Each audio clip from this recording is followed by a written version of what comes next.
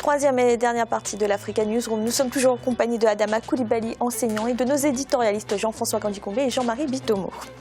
L'île Maurice vient d'accueillir le 23e congrès du Conseil international pour l'arbitrage commercial. C'est la première fois que l'événement est organisé en zone Afrique. L'objectif de l'organisation est le règlement des litiges commerciaux au niveau international sans avoir recours à l'État. Alun Guindo. Le 23e congrès du Conseil international pour l'arbitrage commercial s'est tenu à Maurice du 8 au 11 mai 2016. C'est la première fois que l'organisation tient un congrès sur le continent africain. Une étape importante pour l'ICCA qui cherche à se faire connaître sur le continent comme étant un outil juridique important en matière de commerce international. De notre côté, l'accueil de cet événement a permis à l'île Maurice de se présenter comme partenaire africain privilégié du Conseil international pour l'arbitrage commercial. Nous avons établi une voie de développement qui inclut entre autres un appui au renforcement des institutions et des potentialités, mais aussi au transfert de technologies, à l'établissement de cadres réglementaires pour le secteur privé, ainsi qu'à l'attraction d'investisseurs privés. Depuis quelques années, Maurice ambitionne de devenir une plateforme indispensable des relations internationales, surtout dans le domaine commercial. Le congrès de l'ICCA a réuni plus de 800 délégués du monde entier et représente une opportunité pour l'île qui souhaite attirer de nouveaux investisseurs et créer des emplois. Dans sa nouvelle vision, dans la nouvelle vision de relance du secteur des services financiers, l'arbitrage est très important et là, nous nous servons du cadre légal pour ouvrir plus de cabinets d'avocats et attirer les sièges Afrique des institutions internationales. Ceci nous offrirait plus d'opportunités pour développer notre base légale, financière et administrative. Tout ceci fait partie de la vision que nous développons depuis 2015 pour relancer nos finances. Nous pourrions ainsi développer des sociétés d'assurance captives, mais aussi faciliter des échanges de biens et créer plus de marchés dérivés. Bien sûr, le côté derivatives market aussi. Berceau de la convergence des plus anciennes civilisations du monde, l'île Maurice bénéficie des dispositions nécessaires pour être le leader africain de l'arbitrage international. Les autorités mauriciennes ont ainsi mis en place un programme intitulé Vision 2030 qui devrait permettre au pays de ne plus être considéré comme un pays à revenu intermédiaire d'ici à 15 ans. Jean-François, en quoi cela peut être intéressant que les litiges commerciaux se règlent au niveau d'une juridiction internationale et non à l'échelle des États ? Alors, l'arbitrage international, peu importe ce qu'il soit international, l'arbitrage, c'est un mode alternatif de règlement des litiges qui permet de ne pas aller devant le juge et qui permet donc aux parties, il peut s'agir de personnes privées qui entrent dans une relation commerciale en signant un contrat, etc., mais il peut s'agir d'une personne privée et d'une personne publique, un État par exemple, qui entrent dans des relations commerciales, de dire avant dès le départ de leur relation commerciale que tous les litiges qui vont naître vont être soumis à des personnes, en tout cas à une juridiction particulière, c'est-à-dire à une institution qui va être composée des personnes qu'ils auront choisies, que les parties auront choisies, et qui va appliquer la volonté des parties. C'est un mode alternatif. Alors, parmi les juristes, je suis professeur de droit moi-même, mais tous mes collègues ne tarissent pas d'éloges pour l'arbitrage international. On forme même des générations, on a formé des générations de juristes pour être dans les cabinets d'avocats dont on a parlé tout à l'heure, mais moi je suis fondamentalement opposé à ce mode de litige, dans le cas qui nous intéresse en ce qui concerne l'Afrique, parce que, pour faire court, c'est un moyen de mettre la volonté de l'État, c'est-à-dire l'État qui est la puissance publique, au même niveau que la volonté de personnes privées que sont des entreprises. En réalité, ce que le reportage explique d'ailleurs très très bien, ceci est posé comme condition pour que des opérateurs privés étrangers puissent venir investir en Afrique en étant assurés que lorsqu'il y aura des litiges, ce n'est pas le droit de l'État qui va s'appliquer, mais c'est leur propre volonté. Et pour que ce ne soit pas la juridiction de l'État et seulement leur propre volonté. Je considère que ce mode-là, au-delà des aspects techniques, on en parle comme étant des questions d'ordre technique et d'innovation juridique, mais c'est un mode de domination particulier. Je dis le mot, c'est un mode de domination par le droit, en considérant, et ce qui se joue, il ne faut pas se leurrer. Le droit qui est appliqué là, c'est un produit de rapport de force. Vous avez des entreprises qui sont multinationales, qui sont sur tous les continents, qui peuvent vous mettre le couteau sous la gorge. Et comment voulez-vous que on n'imaginerait pas moi, par exemple, si je suis opérateur économique et que je vais aux États-Unis, je ne vais pas aller voir le gouvernement américain en disant « Je n'investis chez vous qu'à la condition que nous ayons un arbitre. Le jour où nous aurons un litige, ce n'est pas la loi américaine qui s'applique, c'est la personne que j'aurai désignée par ma propre volonté. » Ça fait partie de ces choses qu'on nous impose en Afrique. Bien sûr, ça fait bien, ça fait une conférence de plus, mais bon, c'est politiquement incorrect, mais il me fallait le faire. Jean-Marie, est-ce que vous êtes d'accord avec Jean-François? Ce n'est pas une bonne solution pour l'Afrique? Je suis tout à fait d'accord avec Jean-François. Tout simplement pourquoi? Parce que ça sont des instruments, comme Jean-François l'a très très bien exposé, sont des instruments de domination par rapport à l'Afrique. Imaginez aujourd'hui, je repars sur l'exemple de Jean-François, imaginez aujourd'hui que vous ayez une firme multinationale qui est, comment dirais-je, un litige quelconque avec un État africain. La firme multinationale est capable d'aller vous prendre une batterie d'avocats aux États-Unis qui vont mettre, comment dirais-je, comme étant leurs représentants dans l'arbitrage. Ces gens-là maîtrisent le droit. Mais quel est le poids, comment dirais-je, de nos fonctionnaires que l'État africain va prendre, si vous voulez, pour mettre en face? En termes, je parle là, c'est-à-dire, c'est pas pour faire insulte, je suis là pour que nous défendions l'Afrique. C'est pas pour faire insulte à mes collègues qui sont en Afrique. Ça voudrait dire quelle est la dimension juridique, c'est-à-dire sur quoi vont-ils s'asseoir pour pouvoir discuter dans le cadre de cet arbitrage en tant que tel. Donc, l'économie, à la base même, c'est un rapport de force. On n'a qu'à lire Marx, c'est-à-dire Marx, quand Marx nous décrit l'économie, c'est tout simplement ça. Donc Jean-François a tout à fait raison là-dessus. Des forums comme des forats comme cela, bon, c'est intéressant, bon, on va en parler, mais moi, ce qui m'intéresse, quelle est la finalité? Et qu'est-ce qu'il y a au fond, si vous voulez, des décisions qui en sortiront là? Est-ce que ça bénéficie vraiment à l'Afrique? On sait aujourd'hui que pratiquement l'île Maurice, nous sommes tous en Afrique, c'est-à-dire c'est un ciel ouvert aux firmes multinationales. Donc, on va encore faire moins de droits, moins de contraintes pour les firmes multinationales, au détriment, si vous voulez, de l'intérêt des États et des populations africaines en tant que telles. Donc, l'arbitrage international, c'est bien qu'on nous forme les gens, comme Jean-François disait tout à l'heure, mais est-ce que les intérêts de l'Afrique sont sauvegardés là-dedans, dans cet arbitrage international? Merci. Direction à présent le Malawi qui adopte l'éthanol comme carburant de remplacement. Il s'agit d'une alternative à l'essence produite à partir de la canne à sucre ou du maïs. Le gouvernement espère ainsi réduire la dépendance du pays au pétrole. Oumou Kalsoumba. Dans le but de réduire la dépendance du pétrole, qui est importé à un coût exorbitant, les autorités malawites ont lancé un programme sur les carburants renouvelables. Désormais, le pays utilise de l'éthanol à la place de l'essence ou du gasoil.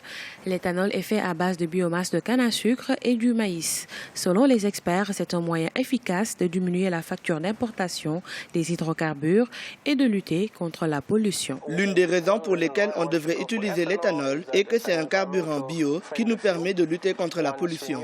De plus, il est fabriqué chez nous et permet aux autorités d'importer moins de pétrole. Le Malawi a connu en 2015 un taux de croissance qui s'est établi à 3% en raison de la mauvaise performance du secteur agricole. Afin d'atteindre une croissance à 2 chiffres, les analystes préconisent l'utilisation généralisée de l'éthanol à la place du carburant importé. Les autorités souhaitent d'ailleurs vendre ce produit dans un premier temps en Afrique et à long terme un peu partout dans le monde. L'éthanol est un produit bio, efficace et moins cher que le carburant. Il est fait à base du maïs mélangé avec de la canne à sucre. Donc la pérennisation de ces projets va augmenter la production agricole du pays, va réduire la facture d'importation du pétrole et créer des emplois. L'État devrait penser à interdire la consommation du carburant à la place de ces produits. À l'instar de certains pays africains, l'économie du Malawi dépend des hydrocarbures. Les pénuries de carburant au cours des dernières années ont eu un impact considérable sur la croissance de ce pays d'Afrique australe. Actuellement, l'utilisation de l'éthanol par les automobilistes n'est pas encore généralisée. Les experts préconisent une vaste campagne de promotion du biocarburant. Jean-François, est-ce que c'est une vraie bonne solution l'utilisation de l'éthanol pour réduire la dépendance au pétrole ? Lorsqu'il s'agit de diversifier les sources d'énergie, de toute façon, c'est toujours une excellente chose. Maintenant, est-ce que l'éthanol ou pas éthanol, est-ce que l'énergie solaire, pas scolaire, bon, on est tous des enseignants autour de ce plateau, mais énergie solaire ou l'éolienne, etc., je pense qu'il est bon que les États africains misent sur des ressources dont ils maîtrisent la technologie sur le continent, dans le reportage, je pense que c'est le cas en particulier, et qu'on ne se laisse pas attraire vers des modes, et surtout qu'on diversifie. S'il y a diversification, moi je trouve que la diversification est toujours vertueuse, à la condition bien sûr qu'il y ait les transferts de technologies. On ne les a pas toujours. On parle beaucoup d'éoliennes par exemple, dans d'autres exemples, dans des pays africains, on a une sorte de focalisation comme ça, d'attractivité vers des technologies extérieures sans jamais maîtriser en Afrique. Moi, je suis plutôt favorable à ce qu'on diversifie. Au-delà du pétrole, on a vu ce que ça a donné, les États qui ont misé exclusivement sur le pétrole lorsque les cours ont baissé, puisque nous ne maîtrisons même pas les cours. Donc, bon, je ne voudrais pas prendre 2 secondes de plus. Jean-Marie, l'utilisation de l'éthanol, c'est déjà très largement répandu dans un pays comme le Brésil. Pourquoi est-ce que les pays africains sont encore réticents pour cette option? Dans un pays comme le Brésil, bon, il ne faut pas oublier une chose, Fanny, c'est qu'il y a ce que vous lisez. Pour produire de l'éthanol, l'éthanol, ça veut dire quoi? Ça veut dire que vous prenez des aliments que la population est censée consommer, que vous transformez en carburant. Donc, quelle est l'urgence pour l'Afrique aujourd'hui? Faire manger sa population ou faire rouler des voitures? Donc, je laisse la parole à notre invité. Monsieur Adama Coulibaly. Je pense que l'éthanol, on peut produire de l'éthanol aussi à partir, par exemple, du jatropha, qui n'est pas comestible. C'est l'expérience qui est faite au Burkina Faso. Et je pense que c'est une réelle alternative pour l'Afrique, à condition effectivement de ne pas utiliser ce que les Brésiliens font, par exemple, les produits vivriers. C'est un premier point. Et donc, ça pourrait réduire justement la dépendance justement au pétrole qui est beaucoup plus polluant. Et ensuite, en ce qui concerne la production d'éthanol, il est possible d'associer dans cette technologie, d'associer le traitement aussi des ordures. Et ce qui fait qu'il y a un double intérêt au niveau écologique et également au niveau économique. Ça crée de l'emploi au passage. Et je pense que c'est une expérience qui vaut la peine d'être explorée, mais en tenant compte de ces aspects-là. L'exigence donc de l'environnement, l'exigence de l'emploi, et puis aussi l'exigence des cultures vivrières, de l'alimentation pour la population. On ne peut pas se permettre, je suis tout à fait d'accord avec Jean-Marie, d'aller prendre des produits vivriers pour produire de l'éthanol. Mais encore une fois, l'expérience du Burkina prouve qu'on peut trouver d'autres formes, d'autres ressources pour produire de l'éthanol. Et je pense qu'il faut explorer ça pour l'Afrique. Alors justement, Jean-François, est-ce que ce n'est pas aussi un moyen de dynamiser l'agriculture que de produire de l'éthanol? Bien sûr, c'est un moyen de dynamiser l'agriculture, mais je reviens à ce qui a été dit par mes amis précédemment. En Afrique, on en est encore aujourd'hui à des slogans du genre « autosuffisance alimentaire ». Donc la redynamisation de l'agriculture en Afrique, c'est d'abord pour faire manger la population africaine, plutôt que, bon, bien sûr, ça redynamise l'agriculture, mais j'ai un tout petit peu de réserve sur cette redynamisation de l'agriculture, de l'agriculture à vocation industrielle. Nous avons vu ce que cela a donné notamment pour la culture des palmiers, qui est en train de détruire l'écosystème africain sans qu'on ait vraiment un retour sur investissement à long terme et sur les besoins des populations africaines. Redynamiser l'agriculture, mais il faut d'abord faire manger les gens. Merci. Et tout de suite, notre chiffre du jour. Les flux d'investissement direct étrangers au Nigeria ont chuté de près de 74% au premier trimestre 2016. Ils se sont établis à 140 milliards de naira, soit 711 millions de dollars. Ce montant représente le plus bas niveau des IDE dans le pays depuis 2007. Jean-Marie, qu'est-ce que cela signifie? Que les investisseurs craignent pour la rentabilité de leurs investissements? Tout à fait. Le capital international, c'est-à-dire va à la recherche de la rentabilité la plus élevée dans le monde. Dès l'instant que vous avez une économie, si vous voulez, nos économies africaines sont des économies qui sont fragiles, comme elles ne sont pas suffisamment structurées, très très peu diversifiées. Si vous prenez un pays comme le Nigeria dépend exclusivement de ses recettes d'exportation liées au pétrole, alors que vous avez d'autres secteurs, le secteur agricole, qui sont des secteurs promoteurs, et en espérant tout simplement que un pays comme le Nigeria, pour s'imposer comme une puissance africaine, va penser quand même, si vous voulez, à ce volet agricole, là, qui est un volet important, parce que je renvoie souvent les gens à aller lire, si vous voulez, les étapes de la croissance de Rostow, où ils vous placent l'agriculture comme étant le socle du développement de toute économie dans le monde. Où que vous allez dans le monde entier, vous prenez l'histoire de la France des États-Unis, c'est l'agriculture qui est à la base. Jean-François, les IDE ont atteint leur niveau le plus bas depuis 2007. C'est quasiment une décennie. C'est préoccupant. C'est préoccupant seulement si on raisonne en considérant que les IDE, c'est-à-dire les investissements directs étrangers, sont le salut de l'Afrique. Pendant une petite pause tout à l'heure, nous avions évoqué cette question, et je pense que nous sommes à peu près d'accord ici, sur le fait que les gouvernements africains, les pouvoirs publics africains ne favorisent pas l'investissement national. J'ai en mémoire l'expérience que j'ai vécue en République centrafricaine au mois de septembre, où nous avons eu un forum dont j'étais le rapporteur général sur la promotion du secteur, la promotion de l'initiative privée. Toute la focalisation va.